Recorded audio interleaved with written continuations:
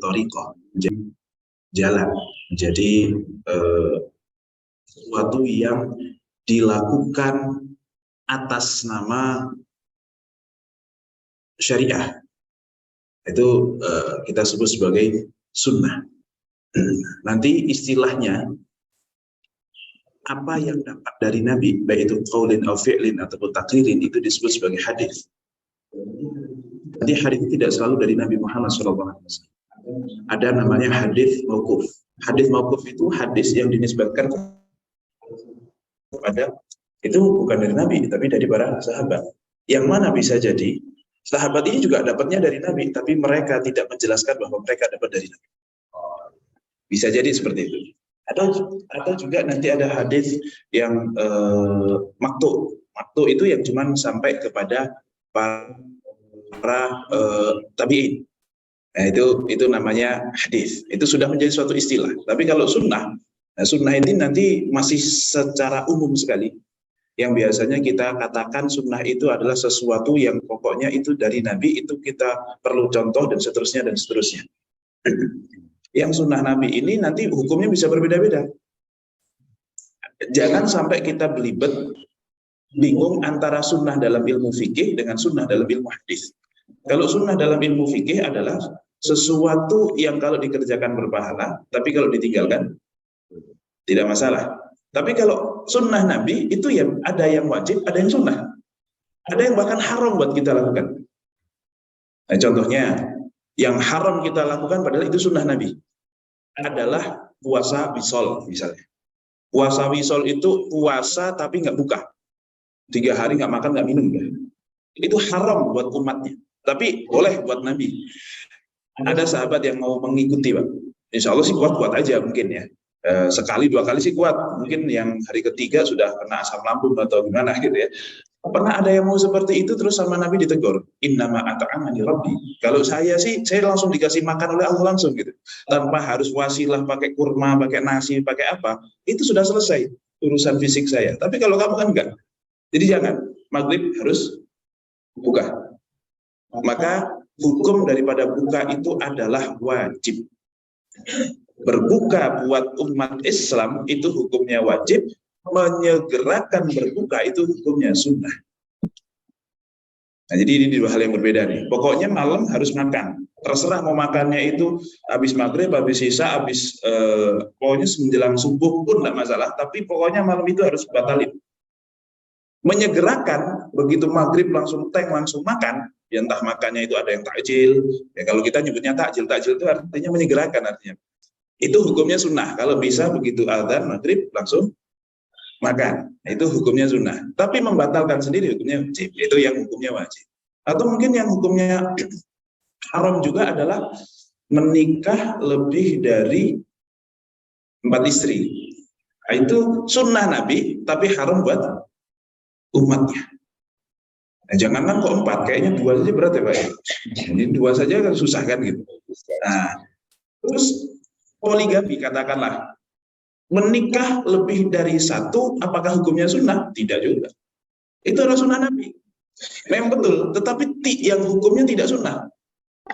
Dalam mazhab Syafi'i justru malah sunnahnya itu monogami. Sunnahnya monogami. Ini kalau bicara hukum ya. Jadi orang-orang suka belibet, Pak. Oh ini sunnah Nabi. Kalau dengan istilah hadis betul, poligami adalah sunnah Nabi, artinya sesuatu yang dilakukan oleh Nabi. Tapi hukumnya apa poligami? Dalam mazhab Syafi'i hukumnya adalah khilaful aula. Lebih baik monogami. Ya kalau memang nggak bisa ya mau 2, 3 silakan. Jadi kalau nggak bisa, gitu Pak ya. Ibaratnya jadi kita harus bedakan antara sunnah Nabi dalam istilah hadis yang itu artinya segala sesuatu yang dilakukan oleh Nabi atau yang diucapkan ataupun yang menjadi takrir gitu ya. Tapi ada juga sunnah dalam ilmu fikih yang itu menjadi ketetapan hukum. Maka yang menjadi patokan kita itu adalah sunnah atau hukum dalam fikih. Oke, ini sunnah Nabi tapi hukumnya wajib. Ya mau tidak mau kita kerjain. Puasa Ramadan itu sunnah Nabi, Rasulullah juga puasa. Harus kita kerjain. Sholat 5 waktu juga demikian. Tapi kalau qobliyah ba'diyah itu sunnah Nabi yang hukumnya sunnah. Nanti ada sunnah Nabi yang hukumnya mubah. Ada sunnah Nabi yang hukumnya makruh, ada sunnah Nabi yang hukumnya haram. Nah, maka kesimpulan akhir bukan masalah ini dilakukan atau tidak sama Nabi, tetapi ini merupakan sesuatu yang syariat atau bukan. Karena kayak mohon maaf, makan kurma atau makan gandum, Rasulullah itu kan tidak makan nasi, tapi makannya adalah kurma atau gandum. Apakah kemudian menjadi itu, apakah itu sunnah Nabi? Dalam pengertian ilmu hadis, jawabannya iya, sunnah Nabi. Tapi apakah hukumnya sunnah untuk kita mengganti nasi yang sebagai makanan pokok menjadi gandum? Tidak, itu sesuatu yang hukumnya mubah, mau silakan, enggak ada masalah. Itu tidak menjadi salah satu tatanan syariah, tidak menjadi perintah syariah. Atau mungkin model pakaian, ya kita pakai sarung, pakai peci. Rasulullah enggak pakai sarung. Boleh enggak pakai sarung? Salah.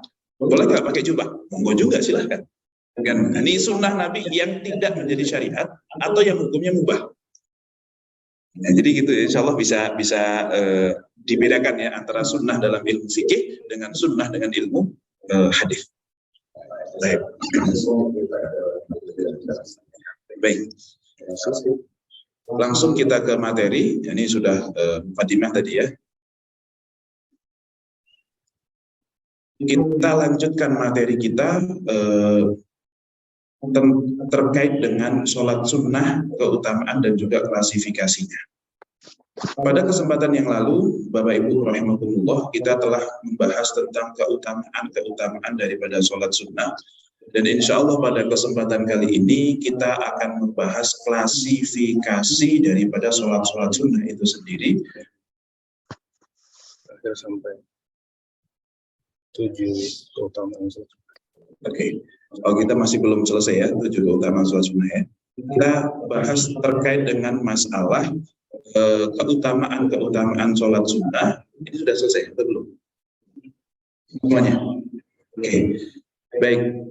Yang mana banyak sekali keutamaan sholat sunnah ini. Tentu alhamdulillah kita di sini, saya yakin kalau sholat subuhnya berjamaah itu 5 waktunya sudah pasti komplit. Entah jamaah di masjid juga ataupun tidak, minimal tetapi sudah komplit, dan memang itulah yang wajib. Dan dalam madhab jumhur ulama, sholat yang wajib itu hanya ada 5. Sebagaimana dulu Rasulullah SAW pernah ditanya oleh seorang badui, ya Rasulullah, apa yang wajib saya kerjakan dari ibadah sholat? Maka Rasulullah hanya menjawab 5 waktu. Itu subuh sampai isya. Apakah ada yang lainnya? Kata seorang sahabat ini, la illa anta tawwa. Nggak ada yang wajib untuk sholat kecuali kamu pengen melakukannya atas dasar kesunahan atau atas dasar sukarela dari diri kamu sendiri. Artinya, kalau kita sudah menyelesaikan yang 5 waktu, sebenarnya sudah selesai.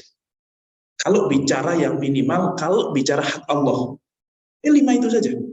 Tapi kalau mau nambah, maka banyak keutamaan yang bisa didapatkan oleh orang yang mau sholat lebih daripada 5 waktu. Ya, termasuk kemarin merupakan ibadah terbaik di antara yang lain. Dia menyempurnakan ibadah-ibadah wajib kita. Kemudian dosanya akan berguguran. Dan satu hal Pak yang sering saya jadikan sebagai motivasi utama, dan saya pengen para jamaah juga menjadikan ini sebagai motivasi utama, adalah bahwasanya orang yang sering sholat sunnah itu bisa menjadi tetangganya Nabi Muhammad SAW besok di surga. Ya walaupun kalau mau ngomong pantas nggak pantas, kayaknya kita nggak pantas banget Pak ya. Kita ini siapa? Kontribusi kita untuk umat itu apa? Pengorbanan kita untuk umat itu apa? Tetapi ya nggak apa-apa, cinta kepada Nabi itu tidak pandang bulu siapa yang mencintai. Seahli maksiat apapun orang itu boleh untuk mencintai Nabi dan berhak untuk dicintai sama Nabi. Maka nggak masalah untuk kita punya keinginan yang mungkin muluk-muluk pengen bisa tetanggaan sama Nabi. Karena dulu di zaman Nabi ada seorang sahabat yang ditanya, dikasih permintaan sama Nabi, kamu mau minta apa? Terserah mau minta apa, ibaratnya gitu. Ya Rasulullah, saya cuma minta satu saja. Saya pengen menjadi teman engkau di surga. Tapi Nabi Muhammad juga agak berat itu, karena waduh, surga itu surga Nabi itu surga tertinggi. Ya kalau cuma minta surga sih saya masuk. Cuman masalahnya sudah tertinggi itu satu hal yang lain lagi itu. Levelnya beda lagi. Maka apa kata Rasulullah? Nggak pengen yang lain aja gitu. Sempat memberikan pilihan supaya geser aja kali gitu. Pilihan yang mungkin lebih mudah untuk direalisasikan. Tapi sahabat tersebut, nah, Nabi saya pengen itu aja. Saya tidak pengen yang lain, saya cuma pengen itu. Maka kata Rasulullah SAW, ya sudah, fa'ini ala nafsika bikasrati sujud. Kalau memang begitu ya sudah. Kamu pengen masuk surga dan menjadi tetanggaku besok di surga, maka perbanyaklah sujud. Insya Allah jadi tetangga. Oke, ini hadis muncul karena sahabat tersebut. Tetapi ketentuannya umum untuk seluruh umatnya, baik umat yang kemudian bertemu Nabi ataupun tidak, baik umat yang keturunan Nabi atau bukan, baik umat yang orang rasnya Nabi atau bukan. Makanya Pak, kita itu disebut sama Rasulullah SAW sebagai ikhwani, sebagai saudara. Loh, bukankah kami ikhwan engkau wahai Rasulullah? Itu kata para sahabat, agak protes gitu. Loh, bukankah kami ini saudara-saudara engkau ya Rasulullah? Nah, kalau kalian itu ashabi, ya, di hadapan para sahabat, kalian itu sahabat-sahabatku. Lah terus siapa yang disebut ikhwani itu? Yaitu orang-orang yang nggak pernah ketemu, yang jauh sekali dengan aku, yang mungkin ya tinggalnya ya jauh, tapi kok bisa kangen sama aku dan mengharapkan syafaatku dan beriman kepadaku. Itu tuh ikhwani. Nah, ini makanya kita, meskipun mungkin ya rasnya juga beda, bukan anak turunnya, kemudian tinggalnya juga di Depok, Pak ya, bukan di Mekah atau Madinah begitu. Tetapi kita semua ini disebut sama Rasulullah sebagai ikhwan. Maka kita juga harus memiliki kesadaran betul, Pak, bahwasanya kita ini ditunggu sama Nabi Muhammad SAW.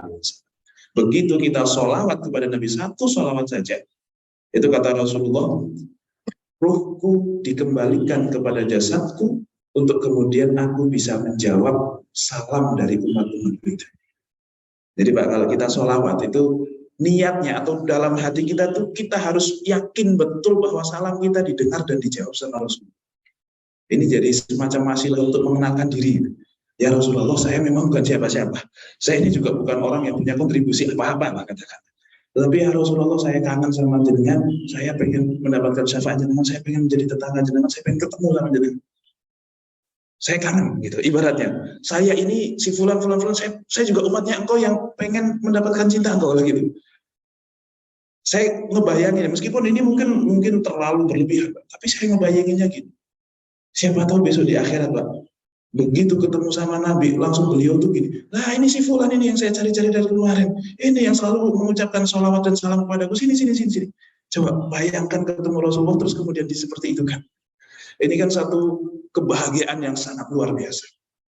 Nah ini, maka orang kalau mau dekat-dekat dengan Nabi, itu salah satunya adalah dengan memperbanyak sujud. Yang dimaksud memperbanyak sujud itu apa? Memperbanyak sholat sunnah. Karena kalau memperbanyak sholat wajib nggak mungkin, Pak. Sholat wajib ya segitu-gitu aja, nggak boleh diperbanyak, nggak boleh dipersedikit. Tapi kalau sholat sunnah kan bisa diperbanyak. Nah itu paling tidak adalah keutamaan-keutamaan yang semoga bisa lebih memotivasi kita untuk menjalankan sholat sunnah. Kemudian kita akan bahas masalah klasifikasi daripada sholat sunnah. Ada beberapa pembagian daripada sholat sunnah ini. Satu, pembagian dari segi mutlak dan muqayyad. Jadi sholat sunnah itu nanti banyak, Pak. Banyak, bahkan hampir tidak terbatas bisa dikatakan, tetapi bisa kita klasifikasikan. Jadi insya Allah orang kalau nganggur itu bisa sholat kapanpun sebenarnya. Kecuali di waktu-waktu tertentu nanti akan kita bahas.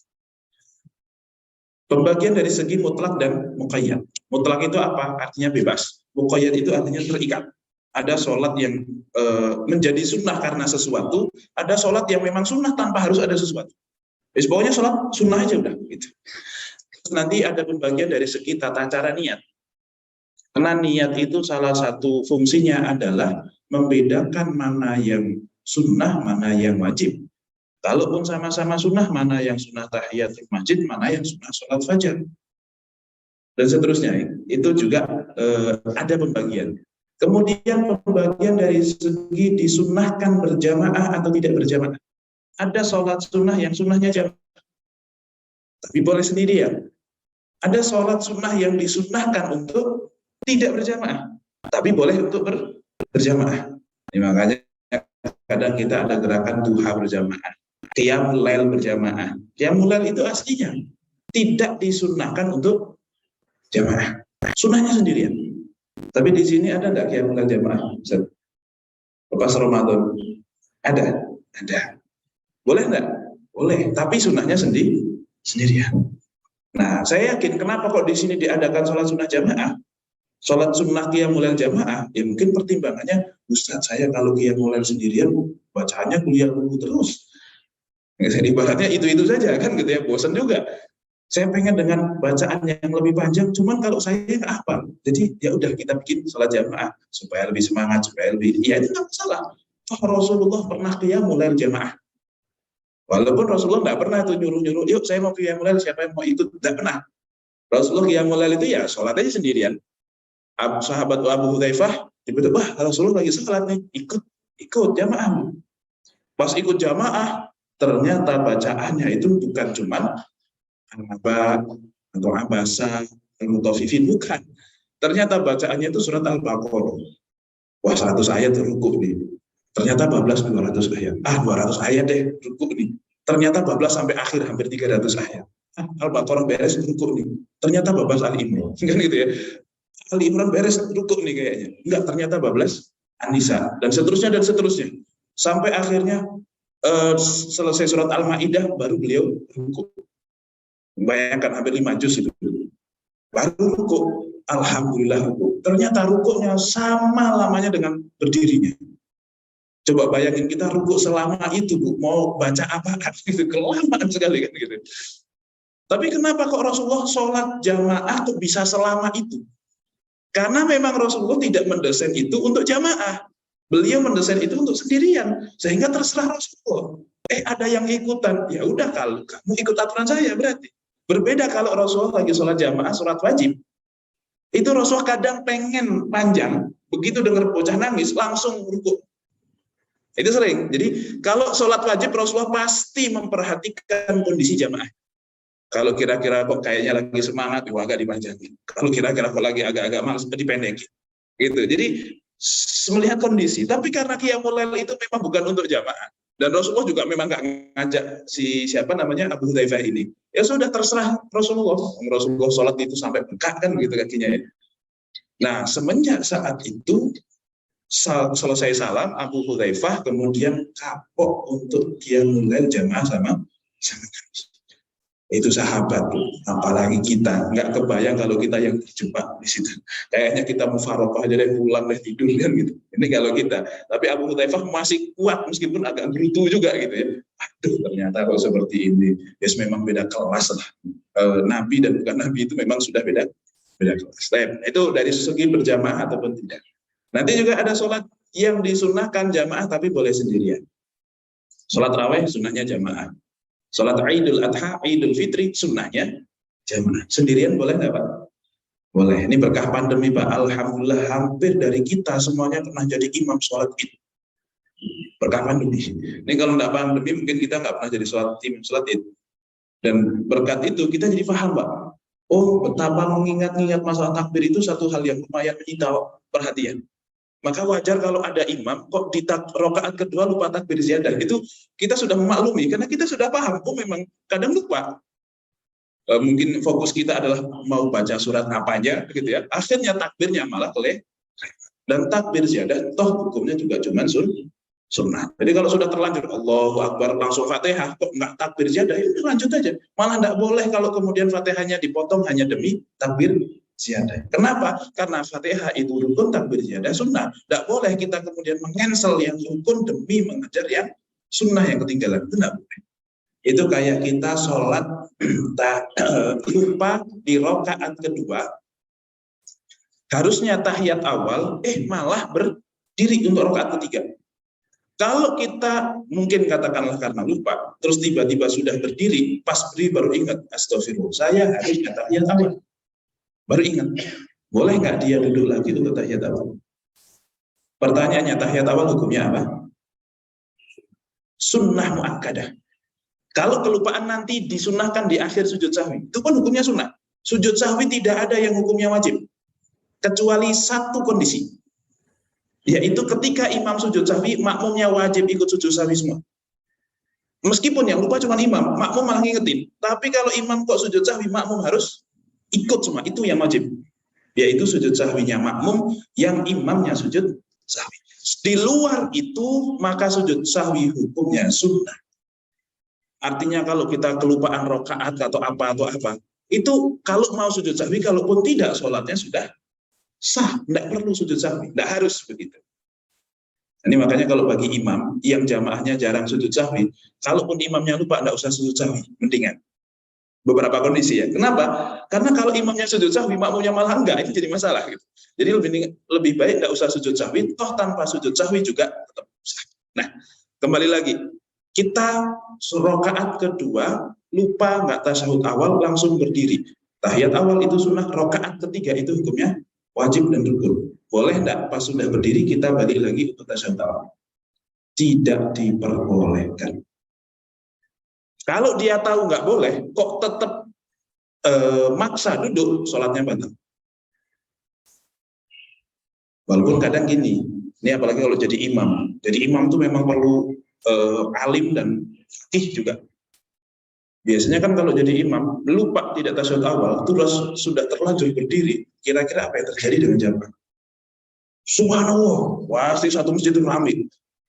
Itu kalau nggak kuat mentalnya, itu langsung panik gitu. Saya harus gimana kan gitu.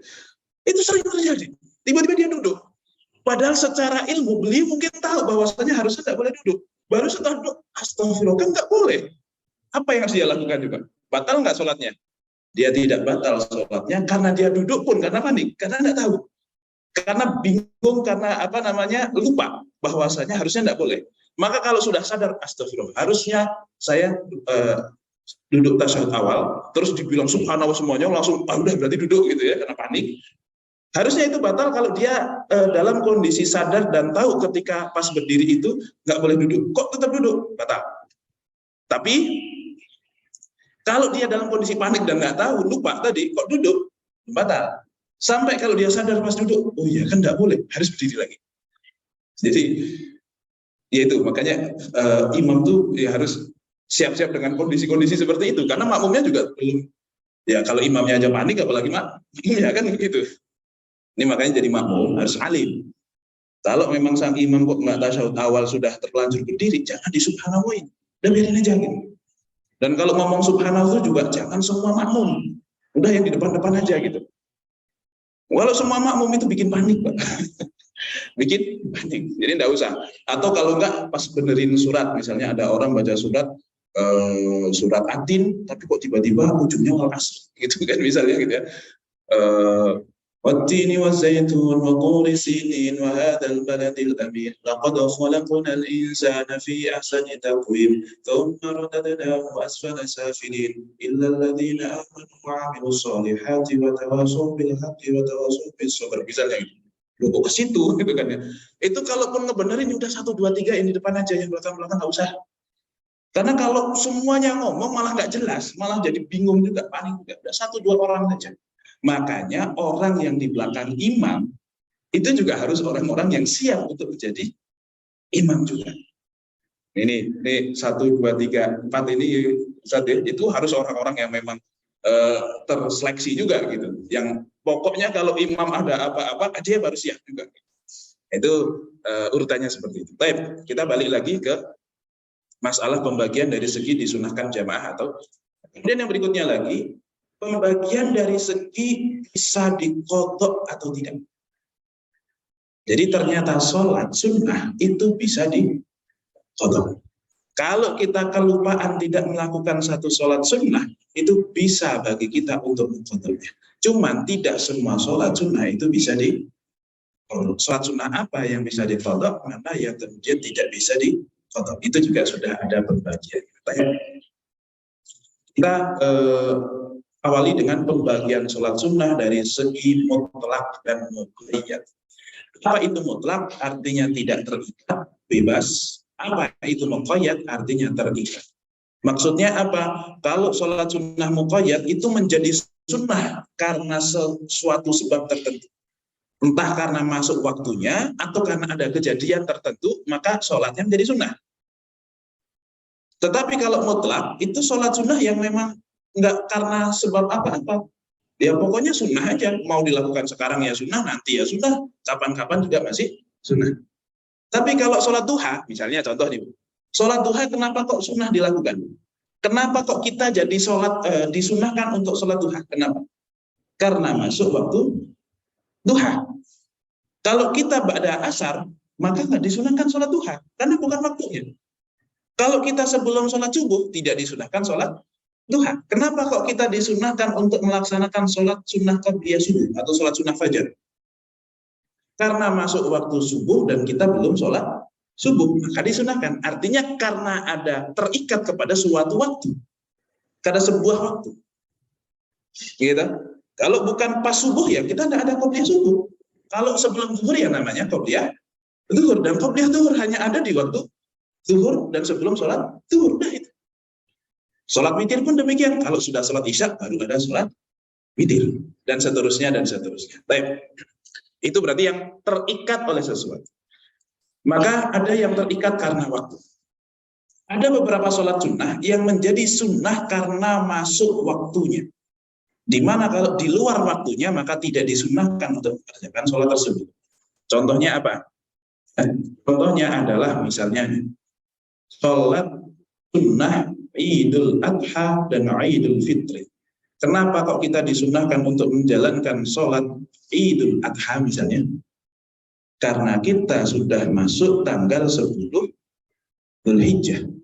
Kenapa kok kita disunnahkan sholat Idul Fitri? Karena kita masuk tanggal 1 Syawal. Itu berarti karena waktu. Kalau masih tanggal 9 Dzulhijjah, masih hari Arafah, sudah disunahkan sholat Idul Adha belum? Belum. Kalau sudah tanggal 11, masih disunahkan enggak? Sudah enggak. Kenapa? Waktu. Jadi dia menjadi sunnah karena kita masuk waktunya. Kemudian sholat duha.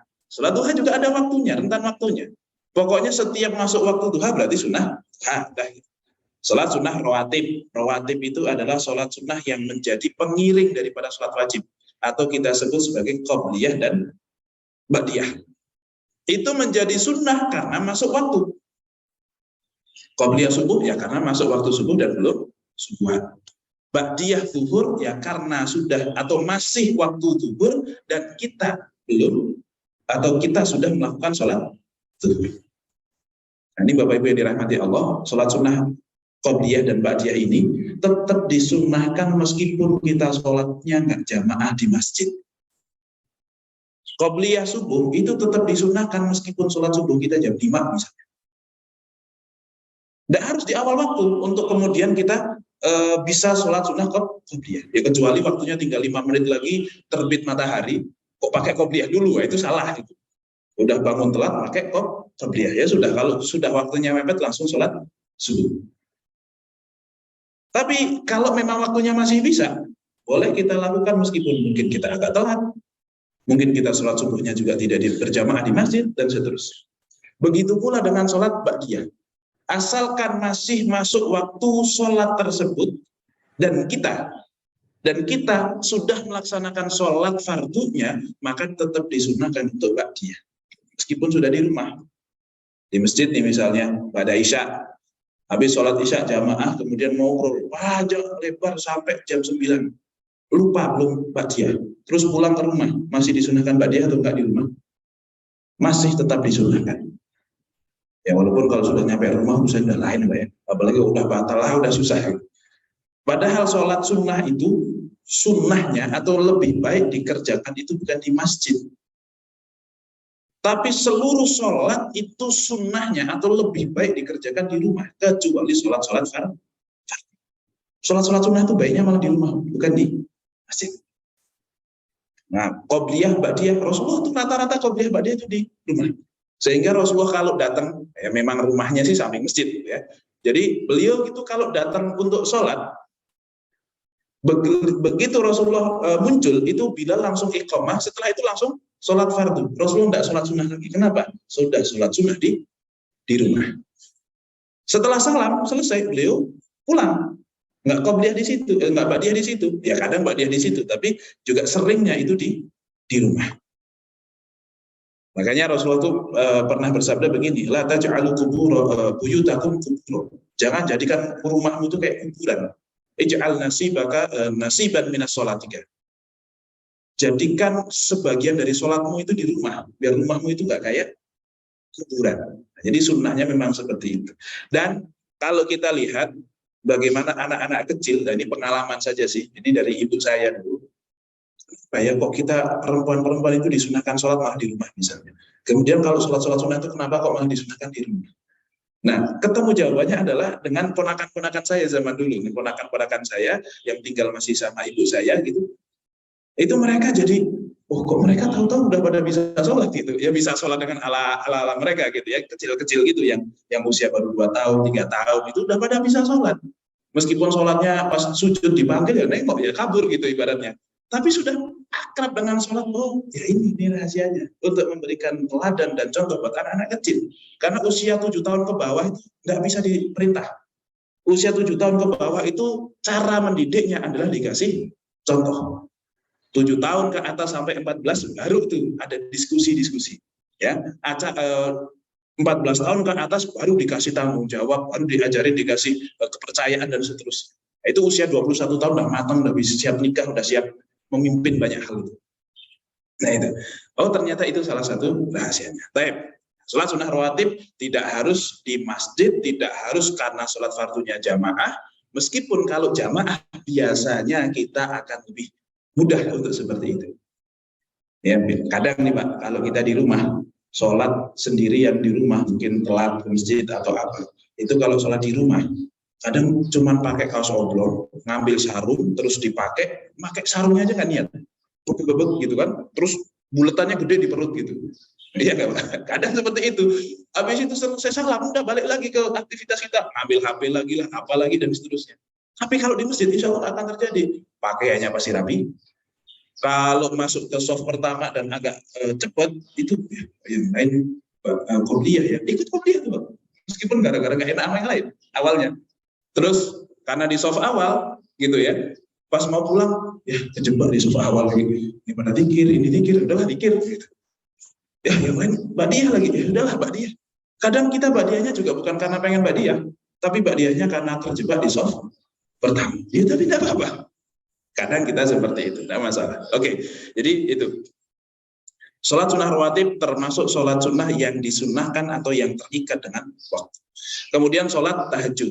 Ya, sholat tahajud itu juga termasuk sholat yang disunnahkan dan terikat dengan waktu. Apa itu sholat tahajud? Tahajud adalah sholat yang dilakukan di malam hari setelah seseorang tidur. Maka semuanya masuk kategori tahajud. Mau yang sholat yang dilakukan adalah sholat sunnah witir ataupun sholat sunnah mutlak lainnya. Sholat hajat, sholat apa? Kalau dilakukan setelah tidur, maka itu yang namanya sholat tahajud. Bisa jadi yang kita lakukan ya witir-witir juga aslinya. Cuman kalau witirnya dilakukan sebelum tidur, kayak pas Ramadan itu namanya witir doang. Ya qiyamul lail dan witir. Qiyamul lail yang namanya witir. Kalau dilakukan setelah tidur, maka qiyamul lail yang masuk kategori tahajud dan namanya adalah witir. Jadi qiyamul lail itu pokoknya setiap sholat sholat sunnah yang dilakukan pada isya sampai subuh itu qiyamul lail. Jika sebelum tidur namanya qiyamul lail, kalau setelah tidur namanya qiyamul lail yang namanya tahajud. Bentuk sholatnya apa? Terserah. Tarawih bisa, witir bisa, sholat sunnah mutlak bisa. Ya, biasanya sholat sunnah mutlak itulah yang kita sebut sebagai tahajud. Itu. Itu bisa-bisa saja sebenarnya. Oke, tahajud. Kemudian apa lagi? Sholat tarawih dan witir. Sholat tarawih dan witir itu menjadi sunnah karena masuk waktunya. Waktu sholat tarawih apa Pak? Kapan? 1 Ramadan. Tarawih hanya ada di Ramadan. Terus yang kedua, ba'da isya atau ba'da sholat isya. ba'da sholat isya, bukan ba'da isya, bukan masuk waktu sholat isya maka disunahkan tarawih, enggak. Tapi setelah kita sholat isya baru disunahkan. Maka kalau pas tarawih kok agak telat, masuk ke sini imamnya sudah mulai sholat tarawih, kitanya belum sholat isya, boleh nggak langsung sholat tarawih? Ya boleh-boleh saja sih, tapi sah atau tidak tarawihnya? Sholatnya sah tapi tidak dihitung tarawih. Sholatnya sah tapi masuknya ke sholat sudah mutlak. Kenapa? Karena waktunya belum masuk, syaratnya belum terpenuhi, yaitu kita sudah sholat isya. Nah, terus caranya gimana kalau kita telat begitu? Pulang dulu sholat isya, atau ya udah ikut jamaah saja, imamnya sholat sunnah, makmumnya sholat isya. Boleh nggak? Boleh. Udah, kita langsung ikut jamaah saja dengan imam, imamnya sholat tarawih deh. Makmumnya kita niatnya sholat isya. Nah, tapi kan imamnya 2 rakaat. Ya sudah, kayak kita sholat masbuk saja. Imam selesai salam, kita lanjut nambah 2 rakaat lagi. Tidak apa-apa, imamnya sholat sunnah, makmumnya sholat wajib. Atau sebaliknya, imamnya sholat wajib, makmumnya malah sholat sunnah. Bisa jadi. Mungkin nemenin, kasihan kamu belum sholat, yuk jamaah sama saya. Saya udah sholat sih sebenarnya jamaah dengan tadi, tapi kan kamu telat, ya udah jamaah sama saya. Tapi kamu udah sholat, betul? Nggak apa-apa, saya sholat sunnah. Gitu. Boleh. Imamnya sholat wajib, makmumnya sholat sunnah. Bahkan bisa jadi ada Pak itu. Imamnya sholat duha, makmumnya sholat subuh. Bisa itu. Nggak tahu, padahal tidak, yang bisa dijamak itu cuma sholat zuhur dengan asar atau maghrib dengan isya. Tapi saya lihat banyak orang yang menjamak antara sholat subuh dengan sholat duha. Itu tentu tidak ada syariatnya Pak ya. Tapi banyak yang melakukan. Ya. Banyak orang yang sholat subuh di waktu sholat duha. Walaupun bukan jamak sih, itu namanya kodok itu. Nah ini adalah beberapa sholat yang terikat karena waktu. Kemudian yang berikutnya, beberapa sholat sunnah yang terikat karena sebab. Jadi ada yang terikat karena waktu, ada yang terikat karena sebab. Kalau waktu itu kan berarti harian ada, atau mungkin bulanan ada, atau tahunan ada. Sholat Id itu sholat yang disunahkan setahun sekali. Ya, kalau sholat sunnah rawatib itu harian. Kalau sholat tarawih itu ya berarti tahunan sekali kan begitu. Pokoknya ada siklusnya. Tapi ada juga sholat sunnah yang terikat karena sebab. Ada suatu kejadian dulu baru disunahkan untuk melakukan sholat. Dan sebab ini nanti ada 3. Ada yang sebabnya duluan baru sholat, ada yang sebab dan sholat bersamaan, ada yang sholat dulu baru penyebabnya malah datang belakangan. Jadi ada yang duluan sebabnya, ada yang bersamaan dengan sebabnya, ada yang sebabnya belakangan. Contoh yang terikat karena sebab yang mutaqaddim, sebabnya duluan, yaitu sholat sunnah wudu. Kenapa kok kita disunahkan untuk lisyukril wudu tadi? Ya mungkin dengan sebutan lisyukril wudu. Kenapa kita disunahkan untuk melakukan sholat sunnah wudu? Karena kita habis wudu. Jadinya ada kejadian wudu dulu, penyebabnya, baru setelah itu kita disunahkan sholat.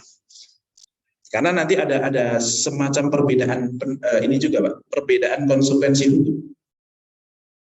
Atau yang berikutnya, tahiyatul masjid. Kenapa kok disunahkan tahiyatul masjid? Karena ada sebabnya, yaitu kita masuk masjid. Setelahnya baru disunahkan tahiyatul masjid. Nah pertanyaannya Pak, kalau kita masuk masjidnya pada subuh, kita sholat subuh di rumah, kemudian ada acara ngaji misalnya di sini, nah dia datang setelah dia sholat subuh masuk ke masjid karena mau ikut kajian, tapi dia sudah sholat subuh. Disunahkan tahiyatul masjid atau tidak? Kita tahu setelah kita sholat subuh maka masuk waktu terlarang untuk melakukan sholat. Ya. Itu adalah waktu terlarang untuk melakukan sholat. Tapi kita masuk masjid, berarti disunahkan sholat tahiyatul masjid atau tidak? Tetap disunahkan atau tidak? Tetap disunahkan sholat tahiyatul masjid. Kenapa? Karena waktu terlarang itu yang nggak boleh dikerjakan adalah sholat-sholat sunnah yang mutlak atau yang terikat sebab tapi sebabnya belakangan. Tapi kalau sholat-sholat yang sunnahnya terikat sebab, sebabnya datang duluan, maka tidak ada satupun waktu terlarang. Sehingga kapanpun kita masuk masjid, ba'da subuh, ba'da asar, tetap disunahkan untuk tahiyatul masjid. Kapanpun kita wudhu pada subuh ataupun pada asar, kita tetap disunahkan di syukril. Oke. Kemudian apalagi? Sholat sunnah tawaf.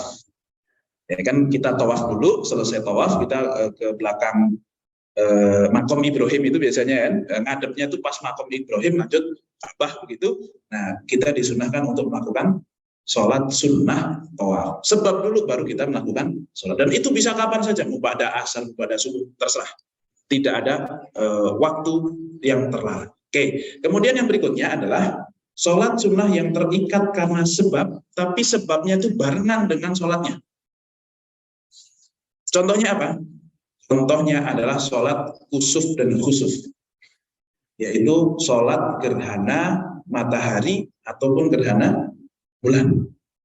Ini kalau kita lihat kusuf dan khusuf itu, para ulama ada yang mengatakan ya kusuf dan khusuf itu sama artinya. Itu bisa buat gerhana matahari, bisa buat gerhana bulan. Oke. Ini adalah sholat yang menjadi sunnah karena suatu sebab. Kalau lagi nggak gerhana, ada nggak sholat kusuf? Nggak ada. Dan kapan kita melakukan sholat kusuf? Sebelum gerhana, setelah gerhana, atau pas gerhana? Pas gerhana sampai habis. Ini berarti sholat yang menjadi sunnah karena waktunya barengan. Ada suatu sebab, oh sebabnya sedang terjadi, kita juga melakukannya. Nah, ini juga tidak terlarang meskipun dilakukan di waktu-waktu gerhana matahari pada asar. Ya sudah, tetap disunahkan sholat khusus. Kemudian sholat apa lagi? Istisqa. Apa sholat istisqa? Sholat minta hujan. Itu juga disunnahkan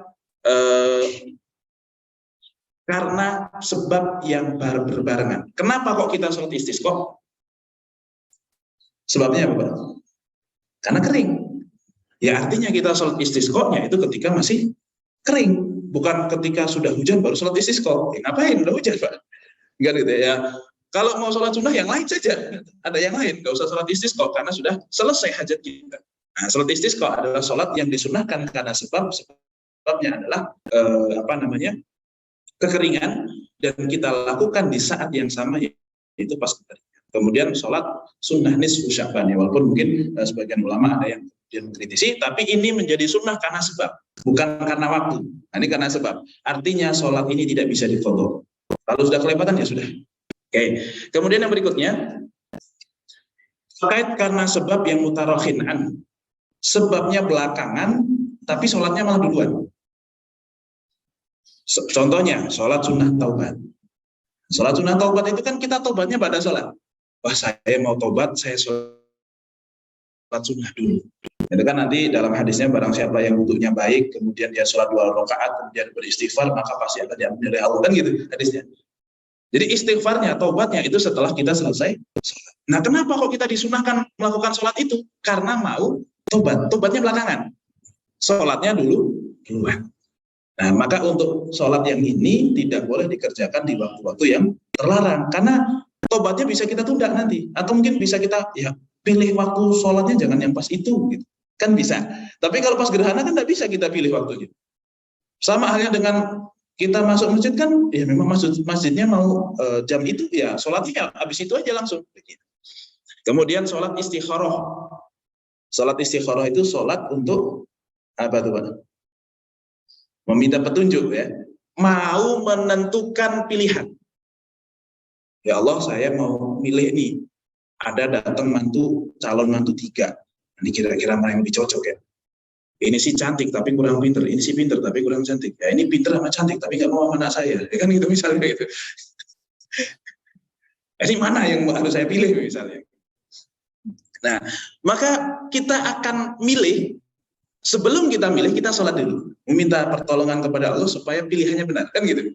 Jadi sholat dulu baru milih. Nah, itu dilakukannya jangan di waktu-waktu yang telah menjadi sunnah karena sebab, tapi sebabnya datang belakangan. Atau mungkin sholat hajat, ya karena ada mau hajat, barulah kita sebelum kita tunaikan hajat itu kita sholat terlebih dahulu. Kemudian sholat sunnah ihram, kemudian sholat sunnah al-qatl itu sebelum kita perang, Jadi ini nggak pernah kita lakukan. Sebelum kita perang, kita sholat sunnah terlebih dahulu. Ini adalah sholat sunnah yang terikat. Ada yang karena waktu, ada yang karena sebab. Baik, yang berikutnya. Ini penanda keluarnya waktu subuh atau masuknya waktu duha.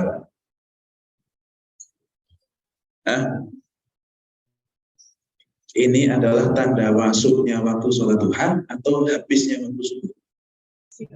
Habisnya waktu. Habisnya waktu, setelah habis waktu subuh tidak langsung masuk waktu sholat syuruk atau duha. Ulama beda pendapat, sholat yang barang siapa yang sholat subuh berjamaah kemudian dia iktikaf sampai ini kemudian diakhiri dengan sholat sunnah 2 rakaat, itu sholat isyraq atau sholat duha? 2 rakaat itu sholat isyraq atau sholat duha? Isyraq. Ulama beda pendapat, kebanyakan ulama mengatakan itu maksudnya adalah sholat duha. Loh, tapi kan pahalanya haji dan umroh. Ya karena diawali dengan subuh jamaahnya, kemudian iktikafnya, terus diakhiri dengan sholat duha di awal waktu. Gitu. Itulah yang menjadikan pahalanya gede. Ada yang, kebanyakan ulama mengatakan itu sholat duha, tapi Imam Ghazali mengatakan itu sholat isyraq, beda dengan duha. Tapi baik Imam Ghazali atau yang mengatakan sholat duha, waktunya sepakat, yaitu waktu duha. Dan waktu duha itu bukan mulai setelah habisnya waktu sholat subuh.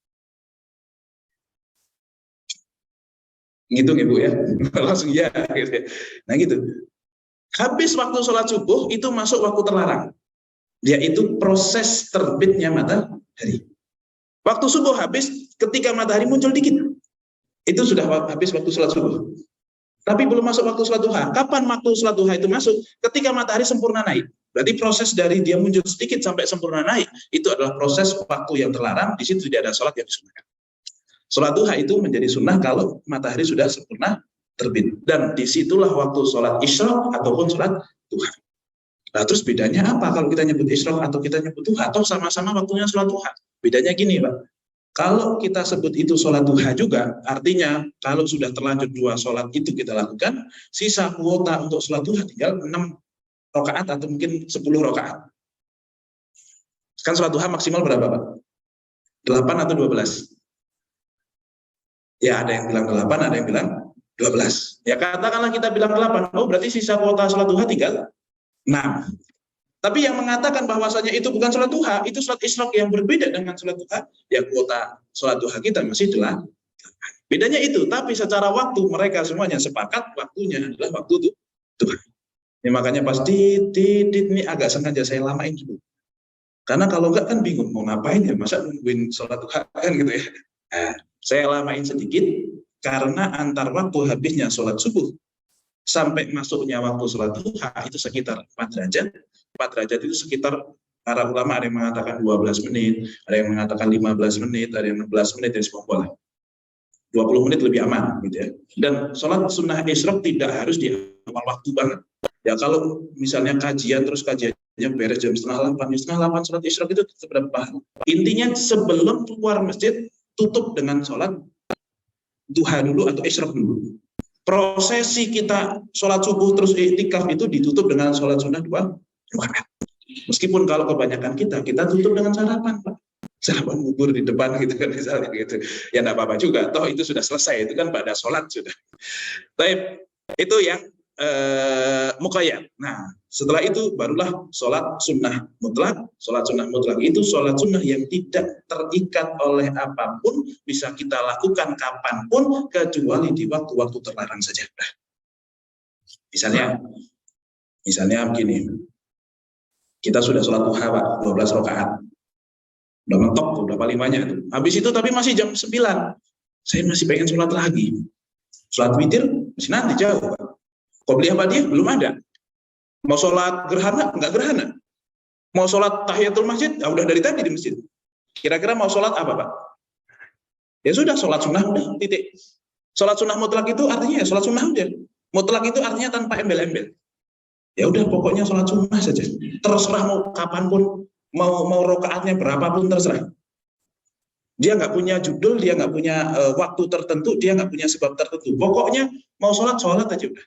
Asal bukan di waktu terlarang, silahkan sholat. Sholat apa itu? Ya, sholat sunnah mutlak. Dan sholat sunnah mutlak, yang sunnah mutlak tidak hanya sholat, puasa pun ada. Misalnya, yang sunnah itu kan Senin sama Kamis. Kemudian Ayamul Bid. Kemudian apalagi ya Daud dan seterusnya. Tapi kebetulan saya itu bukan orang yang sholat puasa Daud. Saya juga bukan yang ya Senin Kamis kadang itu dan seterusnya. Tapi ini kebetulan kok pas libur atau shift malam di malam Rebu. Shift malam di malam Rebu, pulangnya subuh-subuh. Pasti kalau habis shift malam, Pak, itu siang itu tidur terus itu. Ah udahlah, ini hari Rebu deh, saya mau puasa aja, puasa apa? Puasa sunnah apa? Sunnah mutlak. Nggak harus kok puasa Senin atau Kamis. Yang nggak boleh puasa mutlak itu kalau cuman di hari Jumat atau di hari Sabtu, itu nggak boleh. Tapi kalau di hari Rebu, Selasa, puasa saja. Sunnah nggak? Sunnah. Sunnah apa? Sunnah mutlak. Jadi tidak harus di waktu-waktu tertentu. Di waktu-waktu tertentu yang Senin sama Kamis itu fadilahnya lebih jelas. Memang itu lebih sunnah dibandingkan yang mutlak. Sebagaimana sholat-sholat sunnah yang muqayyad ini jauh lebih sunnah dibandingkan yang mutlak. Sholat sunnah mutlak itu alternatif terakhir. Kalau kita masih pengen sholat sunnah kok sudah habis kuota sholat sunnah kita, ya sudah yang lain-lain, mutlak. Baik, itu adalah pembagian sholat sunnah dari segi mutlak dan muqayyad. Contohnya sholat sunnah mutlak atau sholat sunnah tasbih. Baik, itu mungkin materi yang bisa saya sampaikan. Sambil menunggu waktu sholat isyraq ya, mungkin sudah berapa menit ini Pak gitu ya. Monggo jika ada 1-2 pertanyaan yang ingin disampaikan, tafadhol saya kembalikan ke peserta. Terima kasih atas pencerahan tentang sholat sunnah. Sebelum kita melempar pertanyaan, ada satu soal karena sebab. Nah, sebabnya adalah kematian. Bukan sholat jenazah. Baik. Sholat jenazah ini tidak ada rukuk, tidak ada sujud, tidak ada apa yang bisa. Ada pertanyaan semacam itu. Sempurnakan tentang sholat sunnah ini. Baik. Sholat jenazah itu tidak masuk kategori sholat sunnah. Kenapa? Karena dia hukumnya wajib fardu, tapi fardunya memang kifayah. Artinya kalau sampai tidak ada yang melakukan maka dosa semua gitu. Tapi kalau sudah ada yang melakukan maka sudah tercover kewajiban kita, meskipun yang lain tetap disunnahkan ngikut. Ya. Dengan itu ya kirot, 1 kirot, 2 kirot dan seterusnya gitu ya, dengan pahala yang luar biasa besar itu. Dan kenapa kok sholat jenazah itu nggak ada rukuk, nggak ada sujud? Kenapa? Jawabannya ya karena ya sholat subuh pun itu pakai rukuk sujud. Kenapa?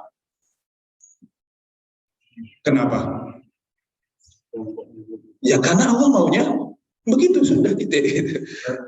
Itu satu jawaban yang memang mutlak, yang memang begitu. Sama kayak masalah warisan misalnya. Kenapa laki-laki 2 kali banding perempuan, dua kali jatahnya dibandingkan perempuan? Apakah karena laki-laki lebih kuat? Harusnya yang dilindungi yang lemah kalau gitu, yang dikasih 2 kali yang lemah. Ataukah karena perempuan nggak kerja? Berarti kalau laki-lakinya yang nggak kerja, berarti laki-lakinya dapat 1, perempuannya dapat 2. Enggak juga. Terus kenapa? Ya karena Allah maunya begitu sudah. Jadi banyak dari syariat itu yang jawabannya adalah karena Allah maunya begitu, bukan karena satu sebab tertentu. Meskipun ada banyak hal syariat yang kemudian karena sebab tertentu. Jadi kenapa sholat jenazah tidak saya masukkan ke sini? Karena memang dia tidak masuk ke dalam jajaran sholat sunnah, tetapi masuknya ke dalam jajaran sholat wajib atau fardu meskipun kifayah. Gitu. Allah a'lam bishawab. Baik, Ustaz, kami sambil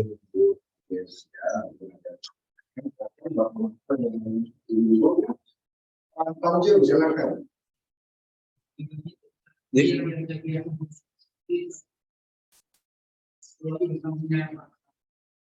Yang 4 orang di belakang imam, dia juga digelar. Nah, sekarang 4 orang itu yang mana? Itu orang juga. Kemudian, maka yang itu di belakang imam. Kalau lagi itu imam, apa yang untuk para imam Kalau saya nanti yang berat itu adalah umum. Terserah aja. Jadi kita menimbulkan nanti dorongan. Yang kedua, ini yang biasa-biasa. Kan masalah membaca buku itu kan berbeda. Nah sekarang sebenarnya misalnya dia sudah punya tadi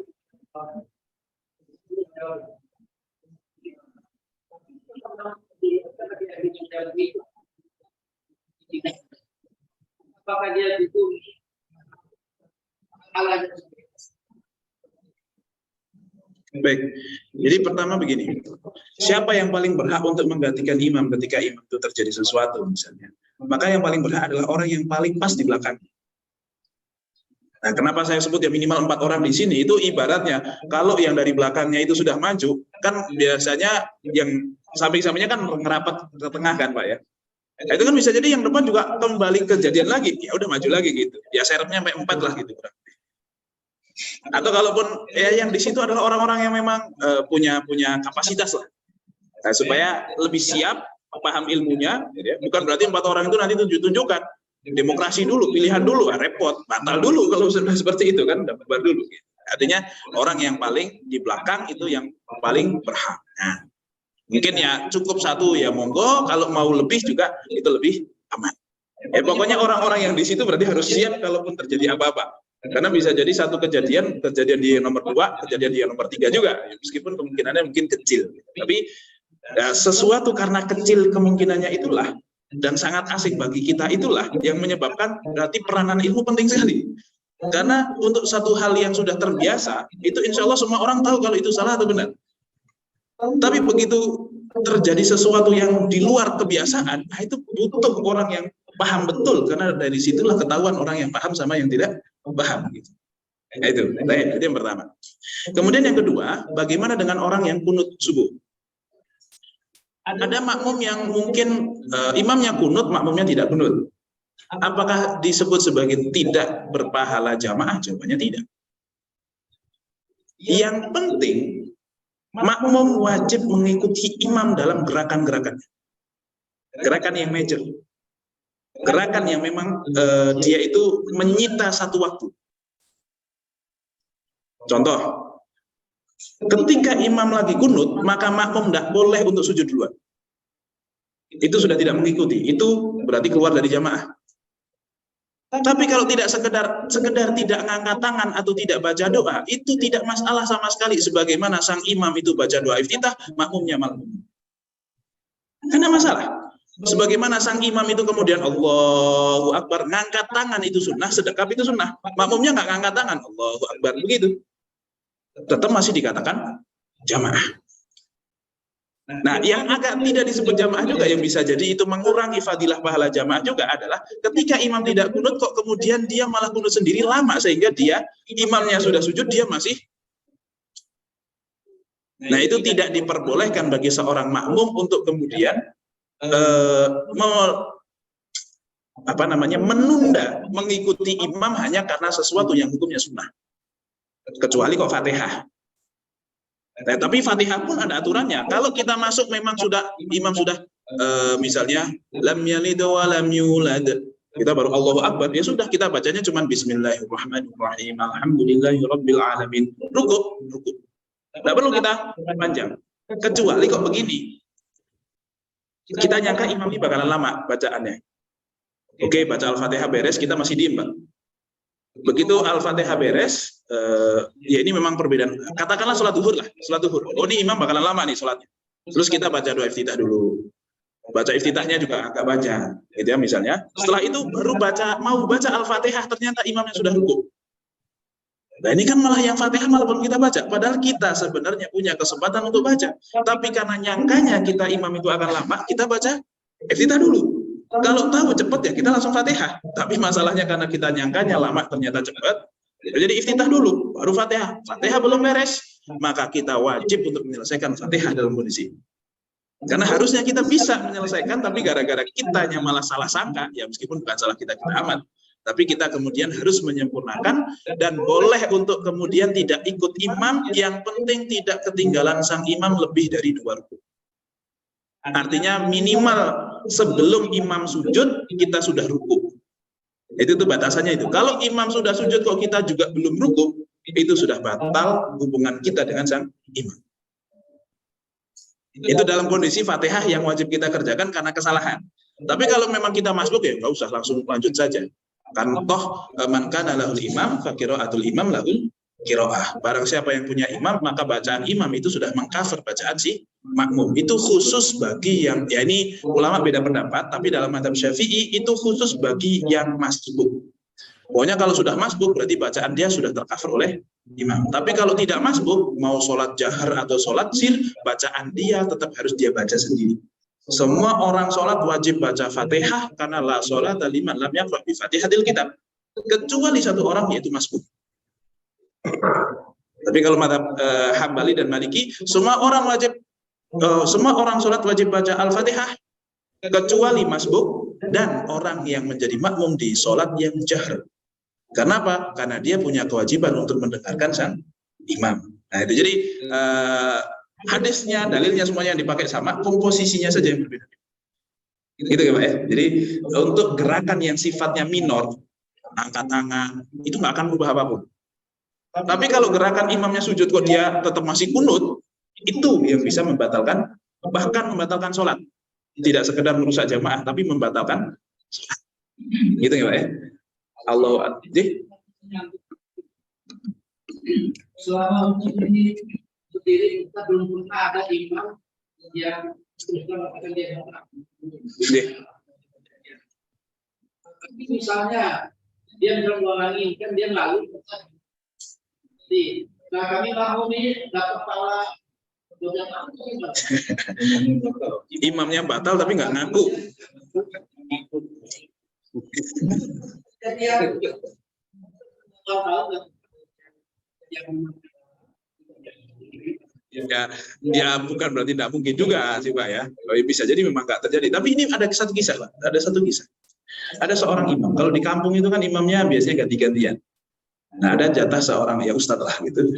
Dia jatah imam sholat subuh. Ya kebetulan gitu. Dan dia malamnya itu mohon maaf berkumpul dengan istrinya. Malam kan, terus tidur, saat pagi-pagi, oh dia jatah imam, dia cepet-cepet berangkat ke masjid, dia wudhu, langsung berangkat ke masjid, nggak mandi, lupa, gitu. Terus ke masjid, ya udah sholat, ngimamin, segala macam, pulang dari masjid, Pak, sholat subuh, udah, belum nggak mandi. Lah, kenapa? Lah kan semalam, astagfirullah, gitu ya. Dia lupa nggak mandi, akhirnya habis itu mandi, langsung sholat subuh. Maghrib, zuhurnya, dia jadi imam lagi, dia umumin. Bapak-bapak, ibu-ibu yang tadi pagi sholat jamaah dengan saya, tolong ke rumah. Nanti pada maghrib mau kita ada makan-makan, ada selamatan lah, gitu katakanlah gitu ya. Oh ya siap.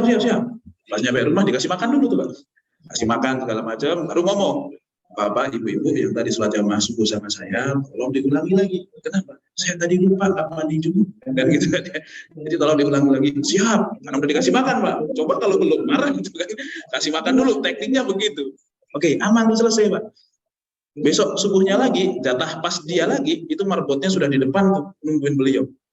Saat, udah mandi junub belum?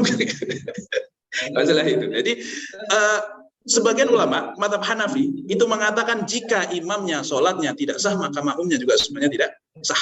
Tidak hanya batal jamaahnya, tapi tidak sah. Itu kalau Hanafi. Tapi jumhur ulama mengatakan, kalau imamnya itu sholatnya kok tidak sah, yang tidak sahnya itu tidak diketahui oleh makmum, memang wajarnya tidak diketahui, maka seluruh jamaahnya itu sah dan statusnya tetap jamaah. Bahkan kalaupun, kalau sholat fardu biasa tidak ada syarat jamaah untuk sah. Tapi kalau sholat Jumat gimana? Kalau sholat Jumat kan harus jamaah. Kalau tidak jamaah kan tidak sah. Tetap dikatakan yang sisanya itu jamaah meskipun imamnya sendiri malah tidak sah. Gitu ya. Jadi tidak masalah asalkan batalnya imam adalah batal yang wajarnya tidak diketahui. Misalnya hadas atau terkena najis yang di dalam. Tapi kalau mohon maaf terkena najisnya atau mungkin dia terbuka auratnya terlihat oleh makmum. Ini Pak biasanya Kita sholat di mall atau di apa itu kadang imamnya celengan semarnya itu kelihatan. Itu kebuka auratnya atau bukan? Kebuka auratnya. Sah nggak sholatnya imam itu? Tidak sah. Dan kita lihat nggak? Kita lihat kalau kita tetap maksa menjadi makmumnya dia, maka kita juga ikut nggak sah karena tahu imamnya tidak sah. Dan itu ketidaksahan yang nampak oleh kita. Kalau hadas kan nggak tahu, Pak. Dia itu junub apa enggak kan nggak kelihatan. Batal apa enggak kan nggak kelihatan. Sehingga untuk batal yang tidak diketahui oleh makmum tidak menyebabkan makmumnya batal. Tapi untuk batal-batal yang seharusnya diketahui makmum, kok makmum nggak tahu, berarti di situ ada kelalaian dari makmum dan sholatnya tidak sah. Kayak aurat tadi, terus apa lagi ya? Misalnya kok kejatuhan ada najis di punggungnya, ya kan makmumnya tahu, ya harusnya berhenti jadi makmumnya dia. Tidak harus berhenti sholat, tidak harus membatalkan sholat, tapi berhenti menjadi makmum cukup. Gitu ya Pak ya. Nah, jadi insya Allah aman lah. Kalau memang ada dan dia malu atau apa, insya Allah aman, makmumnya tetap sholatnya sah. Yang penting imamnya ngulangin sholatnya lagi karena sholatnya dia tidak sah. Gitu. Allahu a'lam bishawab. Jadi kalau yang mengingatkan kan berbeda di belakang. Jadi kalau sebelum nggak lihat waktu nonton kan posisinya kan begini ada sedang nonton kayak seperti sebelah. Ya, baik ada yang lain. Satu lagi. Jadi mungkin situ. Assalamualaikum warahmatullahi wabarakatuh. Mengenai sholat witir, apakah sholat witir itu dilakukan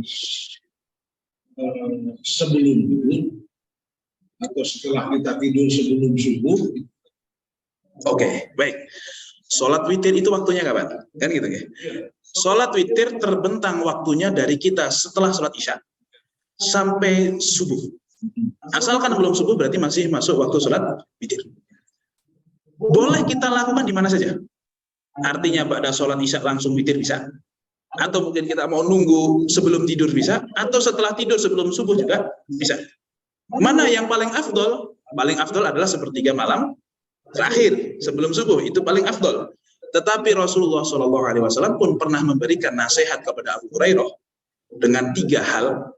Dengan puasa kalau bisa tiap bulan itu minimal 3 kali, gitu kan. Kemudian satu lagi, jangan tinggalkan sholat duha. Satu lagi adalah nasihat Rasulullah kepada Abu Hurairah, jangan tidur kecuali sudah sholat witir.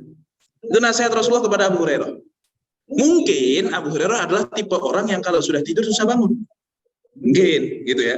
Karena ada tuh Pak, orang yang tipenya susah tidur dan susah bangun. Ada yang mudah tidur dan mudah bangun. Ada yang sudah susah tidur, mudah bangun. Ada yang mudah tidur, susah bangun. Janganlah ya kayak gitu, kok parah sekali gitu ya. Nah, maka kita punya ini kondisi masing-masing. Kalau kira-kira kok yakin nanti akan bangun, mendingan di akhir. Tapi kalau kira-kira kok susah, ya dengan lebih baik istiqomah dibandingkan maksimal. Memang sholat witir maksimal di sepertiga malam terakhir, Pak. Cuman sebulan 2 kali kalau di situ kan. Kalau ngandelin di situ, ya udahlah. Pokoknya sebelum tidur atau malah ba'da sholat isya, saya langsung ba'diyah. Habis itu saya sholat witir 3 rakaat atau bahkan 1 rakaat. Bahkan 1 rakaat. Dan ibu saya itu memberikan nasihat kepada saya gitu. Pokoknya habis sholat isya, witir 1 rakaat. Karena tahu saya bangunnya susah itu kan ya. Jadi adalah witirnya sebelum tidur aja gitu. Semuanya boleh. Yang lebih afdal kita tahu, cuman kondisi masing-masing juga berbeda. Nah, monggo silakan pilih yang mana. Lebih baik, udahlah. Yang penting witir aja dulu, gitu kan. Nggak harus di akhir waktu, nggak harus di waktu yang terbaik.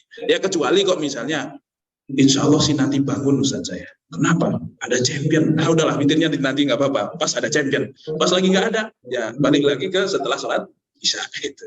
Itu waktu afdal dan waktu yang memungkinkan bagi kita. Gitu ya Pak ya. Allah ada satu lagi. Kalau tidak ada kita oke, silakan.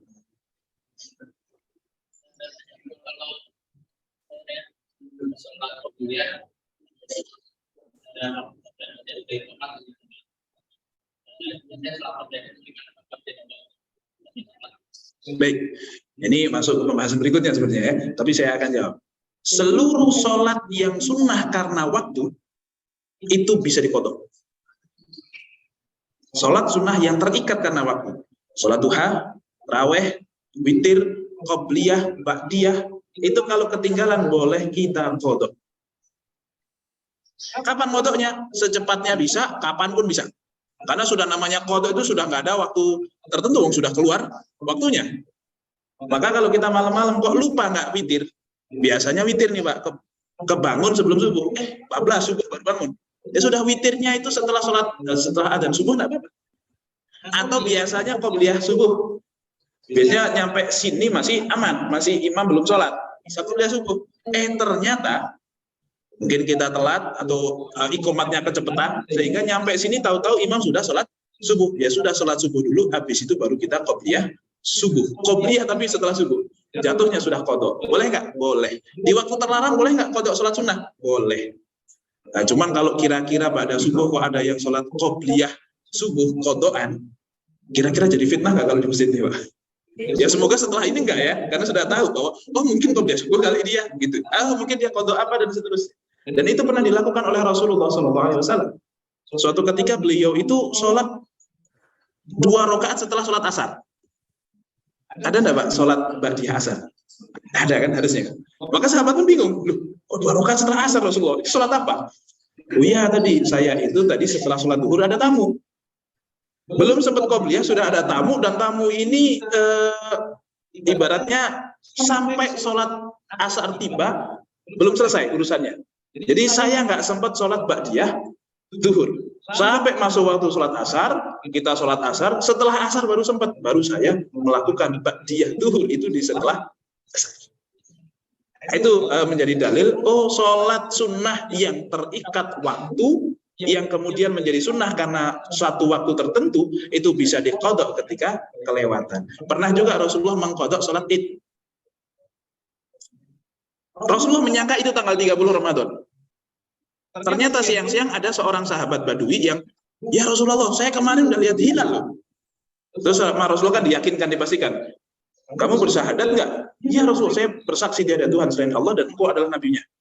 Oh ya sudah, kalau gitu kita nggak usah puasa sekarang. Dan besok kita sholat id. Padahal sholat idnya berarti tanggal 2, Pak. Kenapa? Itu berarti qodok jatuhnya. Lah kenapa kok harus ditunggu tanggal 2? Kenapa kok nggak harus tanggal itu saja?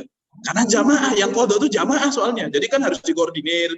Ya mungkin kalau zaman sekarang bisa langsung disebar di grup WhatsApp, langsung datang semua Pak ya. Tapi zaman dulu kan nggak ada. Jadi udah pokoknya besok semuanya berarti pagi-pagi kita sholat qodok id. Itu kalau jamaah yang qodok. Tapi kalau yang qodok kok cuma 1 orang, kesiangan misalnya bangun-bangun udah jam 9, ya nggak sholat id, nggak perlu nunggu besok. Kecuali yang kesiangan 1 RT, ya sudah nunggu besok sholat jamaah nggak apa-apa kan gitu ya.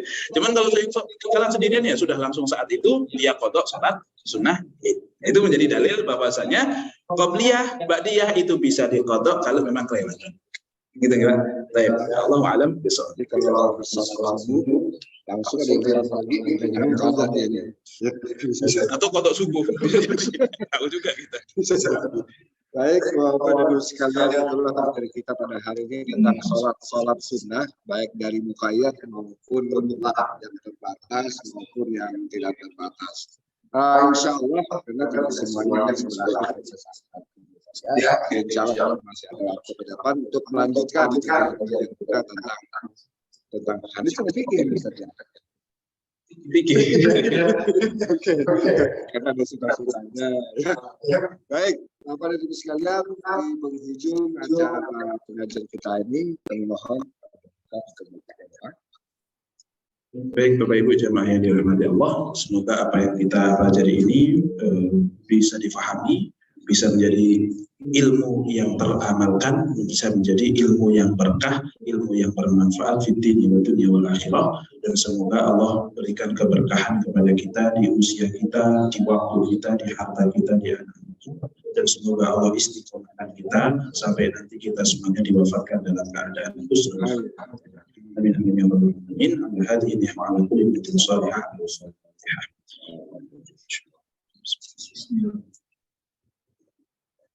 Ya,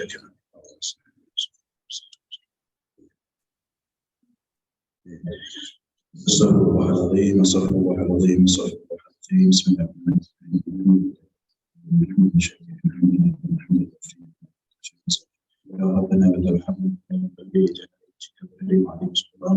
Allahumma shalli ala sayyidina Muhammad wa ala ali sayyidina اللهم اغفر لنا ذنوبنا ولوالدينا وارحمهم كما ربونا صغيرا ولجميع المسلمين والمسلمات والمؤمنين والمؤمنات برحمتك يا ارحم الراحمين. ربنا ظلمنا انفسنا وان لم تغفر لنا وترحمنا لنكونن من الخاسرين. اللهم انا نسالك رضاك والجنه ونعوذ بك من سخطك والنار. اللهم اجعلنا واهلنا وذريتنا من اهل العلم والخير ولا تجعلنا واياهم من اهل الشر والضير. اللهم اغننا بحلالك عن حرامك وبطاعتك عن معصيتك وبفضلك عن من سواك يا رب العالمين. اللهم انا نسالك علما نافعا ورزقا واسعا حلالا طيبا وعملا متقبلا وشفاء من كل داء وشفاء من كل داء وشفاء من ربنا هب لنا من ازواجنا وذريتنا قرة اعين واجعلنا للمتقين اماما. ربنا اتنا في الدنيا حسنه وفي الاخره حسنه وصلى الله على سيدنا محمد اله وصحبه وسلم والحمد لله رب العالمين. Dengan doa tadi maka begitulah acara belajar kita pada pagi hari ini.